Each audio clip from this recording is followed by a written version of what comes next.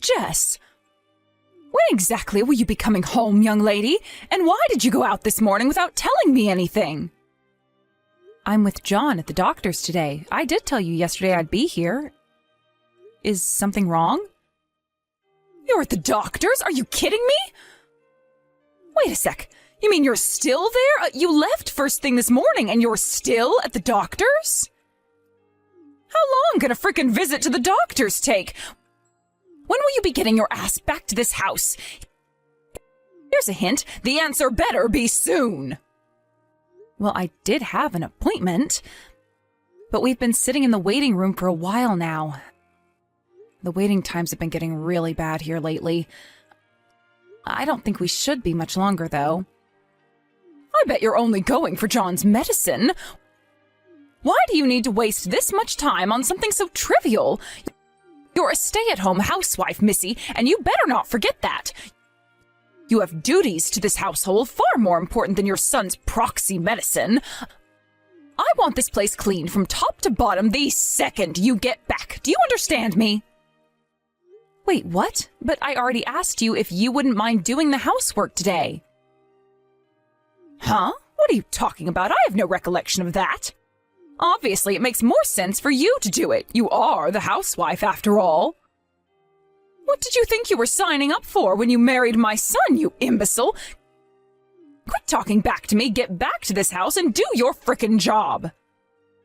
But I told you, Mathilda, I'm planning on visiting my parents after we finish up at the doctor's. Even if I do the housework today, it's gonna end up being really late.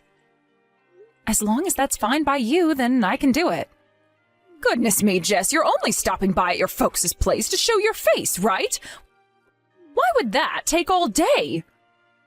Wait, you're not trying to shirk your housework duties, are you? I do hope you're not the kind of girl to behave so shamefully.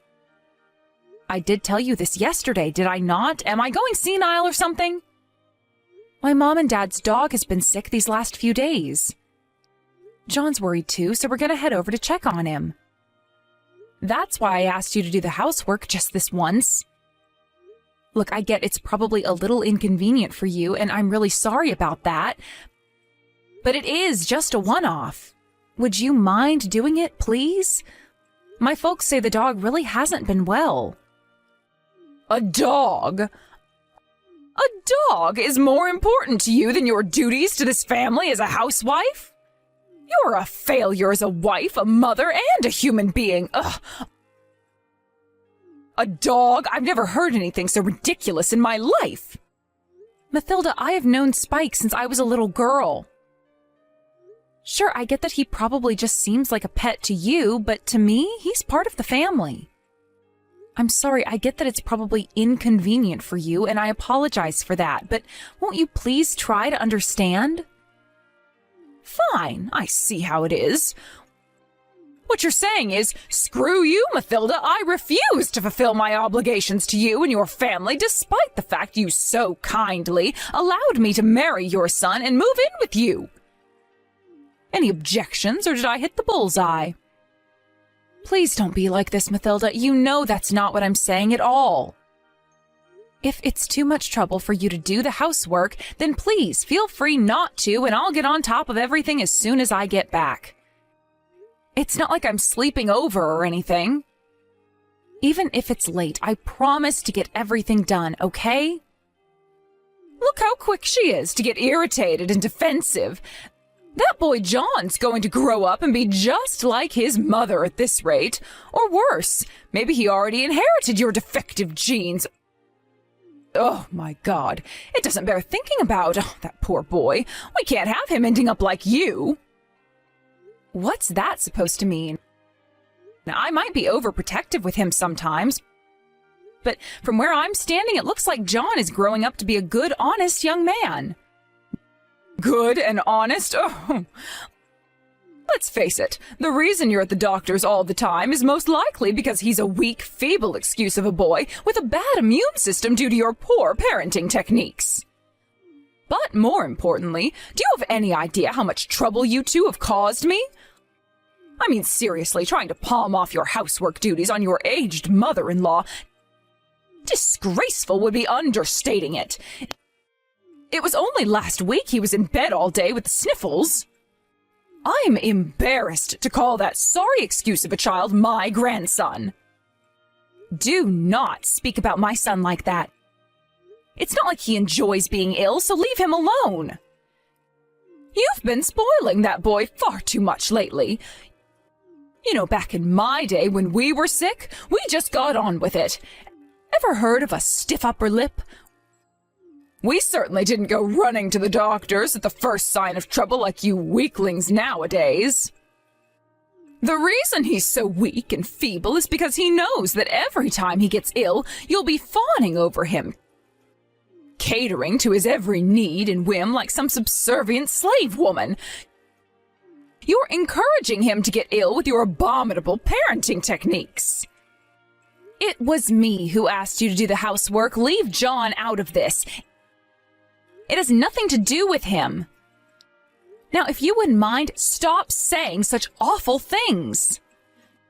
You do not tell me what to do, young lady. Who on earth do you think you are? Besides, it's God's honest truth. What would you have me do? Lie? Ugh, I knew it. I knew this would happen. This is why I was so opposed to the idea of you and my son getting married in the first place. If only he could have found himself someone with less attitude. I knew your arrogant, self-absorbed personality would end up causing problems. You're incapable of doing housework, and you can't even look after your own son.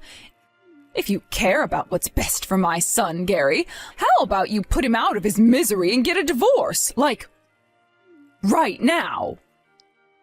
Shut up, just shut up already.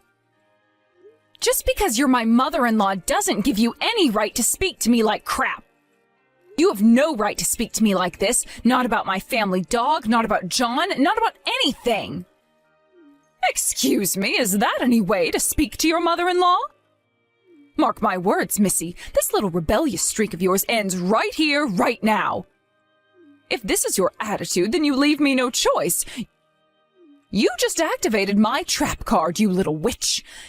You'll only have yourself to blame for the hell that's about to rain down on you. Prepare yourself for the worst. Whatever, the bottom line is I'll be back home late tonight. So I'm sorry, but you're just gonna have to deal with it. Mathilda, I'm sorry to bother you. But I really need to ask you something. Is now a good time? What's wrong, dear? Your boy John's medicine wouldn't have happened to have gone missing, would it? How do you know about that? I knew you must have had something to do with it. You know something about this, don't you? Tell me where it is. No, dear, of course not. It was just a lucky guess, that's all. I don't admit to knowing a thing. We have to go out now, but I can't find it anywhere.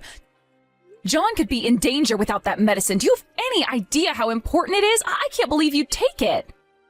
If you know, please just tell me. I won't be mad. I don't even have time to be mad because we have to go out. This isn't the time for games, Mathilda. Games? What's gotten into you, dear? Are you going crazy or something? Would you like me to call a shrink? I told you I don't have a clue what you're talking about. Surely you just misplaced it because you're a messy and disorganized failure of a woman. I mean, good grief, it's a little rich of you to try and blame your lack of discipline on your poor elderly mother-in-law. I'm not joking, Mathilda. We really, really need that medicine. What would you do if something happened to John? That's your responsibility as his mother, moron. Anyway, for the millionth time, I don't know anything about your stupid medicine, so stop harping on at me already. If you're going to make wild accusations against me, at least come at me with proof. I don't have any proof. But why else would you have just said that? I didn't even say anything about medicine, but somehow you knew it was missing. Drop the act already. Like I said, lucky guess. You read too deeply into things, dear. I feel bad for John having a mom like you. Imagine how horrible it must be for him, having to be around someone so neurotic all the time. Oh, that poor, poor boy. You really are the most useless piece of garbage wife ever to walk the face of the earth. Do you know that? What am I saying? Of course you don't. You're so arrogant and self-absorbed, you probably don't even care if you're a burden on those around you. Blaming others for your own irresponsibility. This is rich, even for you. How dare you? Look, I'm sorry. If I made a misunderstanding, I genuinely apologize. Do you think your little proxy apology gets you off the hook, Missy? You're messing with the wrong mother-in-law here. You young people these days. I'll never forgive you if my grandson grows into a useless waste of space like his mother. And what must my poor son's life be like with you as his wife? Oh, I shudder to think. Look, like I said, I am sorry for causing a fuss over the medicine. If you really don't know anything about it, then let's just forget it. I'll keep looking. I'll find it even if I have to turn the place upside down. Finally! Why couldn't you have been mature from the get-go? You might be incapable of doing housework, but you should at least keep on top of your son's medicine. You're not even capable of living up to your bare minimum of responsibilities as a mother. It's really quite pathetic. I'll tell you what, here's some extra motivation. If you don't find it soon, you won't have a home for much longer. You're right, I totally deserve to be kicked out if I don't find the medicine. Sorry again, Mathilda, and thanks for taking the time out of your busy day to speak to me. That's right, finally some respect. Don't ever bug me with trivial, nonsensical crap like this again, or there will be hell to pay. Now go and find that medicine. You'll never be able to forgive yourself if something happens to John as a result of your sloppy parenting. If he dies, it'll be all your fault. I know. Sorry to trouble you. I'll be showing my face at my parents' house again today. I'll be back home around noon tomorrow at the latest. Again? Actually, you know what? I'll let it slide. This time. I'll be going out with my friend for drinks today, so it doesn't matter. Oh, aren't I generous and big-hearted? But don't think this gets you off the hook. You better make sure you do the housework the second you get back. You can at least do that, right? Yes. If you don't, I'll be very angry with you. You won't like me when I'm angry. I suggest you be very careful, Missy. All right. Catch you later. Where's my supper? Do you want me to lose my temper with you? It's about time you got your act together, Missy. You're on thin ice already, so I suggest you start behaving like a proper housewife, and soon. Sorry, but I didn't make any supper. Me, John, and Gary aren't home right now. Huh? Why on earth not? Where the hell are you then? Do you know what time it is? I fall asleep for 5 minutes, and when I wake up, you've all disappeared. Is this any way to be treating your poor elderly mother-in-law? This is not acceptable behavior. I'm really sorry, Mathilda. We're at a funeral right now, so please cook your own supper. We don't need any, so don't worry about cooking any extra for us. Huh? Whose funeral? What are you talking about? This is the first I've heard about a funeral. There's no way I can say this without sounding rude, so I'm just gonna come out with it. Don't play dumb with me, Mathilda. Don't pretend you don't know, because I know that's not possible. No, really, what are you talking about? Believe me, dear, I may not be as young as I once was, but my memory's doing just fine. And a funeral is hardly the kind of thing I'd forget about if I'd heard something about it. This all happened because of you. You're not getting out of this by feigning ignorance. How are you going to make this right? Hey, wait a sec. Wait, really? You have to be joking me, right?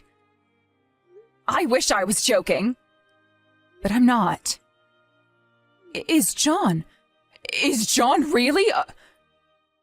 No, this has to be some kind of sick joke. I never meant for this to happen. No! You never meant for this to happen? What's that supposed to mean? Quit beating around the bush already and tell me exactly what you did.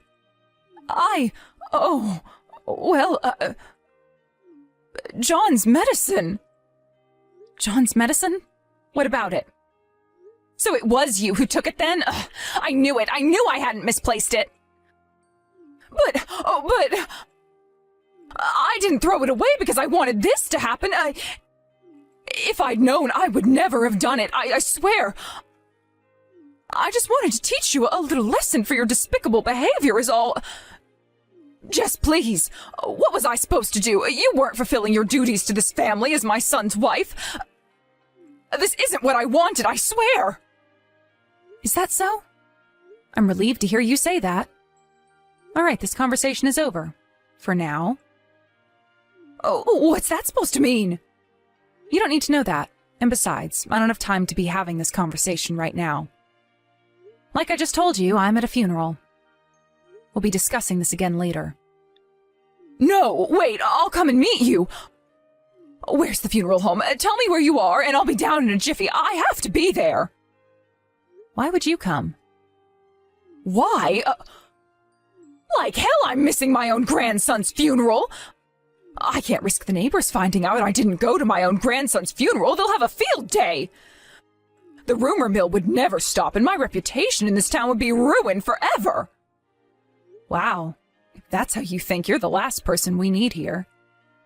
You're not invited. Don't bother trying to find us because we don't want to see you. What? But this is my grandson's funeral we're talking about here. You'd deprive him the right to be mourned by his own grandmother? We'll be discussing everything later, that included. Like I said, I don't have time to be having this conversation right now. For the time being, sit quietly at home and wait. I'll message you once things have settled down on our end. Just no, wait! How could you be so irresponsible? Just wait, you can't do this to me, no! Alright, Mathilda, let's do this. Everything's over here now, so let's continue where we left off yesterday, shall we? Why was nobody answering the phone? I tried calling Gary and your parents so many times I lost count. I was starting to think my phone was broken. I missed my own grandson's funeral because of you. What am I supposed to do if the neighbors find out and think badly of me? Do you have any idea how hard I worked to ingratiate myself with these people? Oh my God, my reputation would be finished. That's what you're worrying about in this situation? Seriously? I think you have more serious things to be concerned about than that. More serious things? Like what? Did you conveniently forget that you threw the medicine away? Do you understand what's going to happen if people found out what you did? Do you have any idea of the gravity of the situation you're in? What is with you, woman? You can't seriously be threatening me at a time like this with everything that's going on. Your son just died, you heartless demon. You are a disgrace to all mothers. Please, Mathilda, you're the last person on earth who has the right to say that to me. And what are you talking about? John's doing absolutely fine. He's next to me right now, in fact. Huh? What are you talking about? No, what are you talking about? Why would you randomly assume John was dead? Stop it, you weirdo. It's creepy. The only disgrace here is you. You're not just a disgrace to all mothers. You're a disgrace to humanity. But you said it yourself that you were at a funeral. That's why I was panicking so much. If you don't believe me, how about I send a picture? Both John and Gary are totally fine, so chill your beans. I'm about to send one of all three of us. That's the last time you'll ever see us, so make sure to cherish it, okay? Maybe you can frame it and put it up on the wall so you can be reminded of how you were such a vile, nasty piece of work that even your own family wanted nothing to do with you. What are you talking about? You mean, you lied about the funeral? No, there most certainly was a funeral. I told you on several occasions, right? That my mom and dad's dog had been ill lately? It was our dog's funeral. Spike is dead. The dog? You made me almost lose my mind over a goddamn dog? Why weren't you just straight with me from the beginning? He was getting old. We've had him since I was a kid, and he was always there while I was growing up. It's not like we were too surprised when his health took a turn for the worst. But still, that doesn't make it any less upsetting. He was like family to us. Do not screw me around, Missy. I'm asking you a question. Why did you confuse me by being so damn ambiguous? You made it sound like it was my fault. He died on the day you were sending all those abusive messages. When John and I showed our faces at my folks' place, remember? Apparently he died not long after we left. And what does that have to do with me? I left earlier than planned so I could make it in time to do the housework after all your pestering. Which is why I wasn't even around for his final moments. What the? Oh, don't drag me into your pathetic sentimental wallowing, you melodramatic crybaby. You made me worry for nothing. Pathetic sentimental wallowing? That dog was like family to me. Family? Oh. Let's be real here. It's really not as sad as you're making it out to be, is it? He was old, so I knew his time would come before long. The only saving grace was that I was able to prepare myself to a certain extent. But because of your meddling, I wasn't even able to say goodbye properly. What do you mean? How many times are you gonna make me say it? What you did with John's medicine. My dog loved John. And you threw away John's important medicine. As his mother, I can never forgive you. Well, who cares? Quit crying over spilled milk, you big baby. It's over already. Besides, John was fine, right? All's well that ends well. How long do you plan on dragging this out, you bloviating drama queen? Sure, it's over, just like you say. As is our relationship with you. Huh? Wait, you said that when you sent the photo just now, too. Do you think I'm the only one who's furious with you for what you did? Gary and John are saying they'll never forgive you for this. I'm just grateful you at least confessed for what you did. Wait, no, did you tell them everything? I didn't need to. They've been both next to me the whole time. They saw the messages. Which is why none of us will ever be coming back to that house. Naturally, that means we're cutting all ties with you forever. My son Gary, too? No, you can't do that. I won't allow it. You tried to hurt our son. You must be insane if you think you deserve forgiveness. Hurt him? But he's fine. Nothing happened, for God's sake. Can't we all just drop it and move on? Stop making a mountain out of a molehill. It was just some medicine. He's alive and kicking next to you right now, isn't he? We had to make an emergency rush to the doctors for some more medicine because of you. You caused us so much hassle, you had no idea John had to have another medical examination. Plus, insurance doesn't cover repeat prescriptions in the case of loss, so we had to pay full price. So what? It's fine. It is not fine. Besides, this isn't just about John. You were even bugging me during the funeral. You've got some nerve to pretend everything's fine after your atrocious behavior. I can't believe I'm being disowned by my own son at this ripe old age. I'm a pensioner, you know. What am I supposed to do without him? Not my problem. What's more concerning is the fact that you made it to that ripe old age without knowing the difference between right and wrong. You made your bed, now lie in it. After that, we cut the wicked stepmother out of our lives for good and embarked on a fresh start. Mathilda had always hated me and John, but as vile as she was, it was clear to me that she loved Gary, my husband, and her son. Which is why I wasn't surprised when she desperately begged and pleaded with him to reconsider after we announced we no longer wanted anything to do with her. To make matters worse for her, her worst fears came true when her neighbors found out about her antics and rumors started to spread around town. As a result, she became a social pariah and quickly lost all her friends. Unable to bear the shame, eventually, she decided to move away. Just because I was prepared for the worst with the dog being old didn't make it any less painful when he finally went. Family is family, after all, right? So, yeah, losing the dog hurt, and it sucked a lot. However, I can't say the same for seeing what became of Mathilda. She totally deserves the loneliness and isolation that awaits her. As for little John, he didn't seem to miss her one bit, which was really revealing, and showed just how little effort she'd put into building a relationship with him.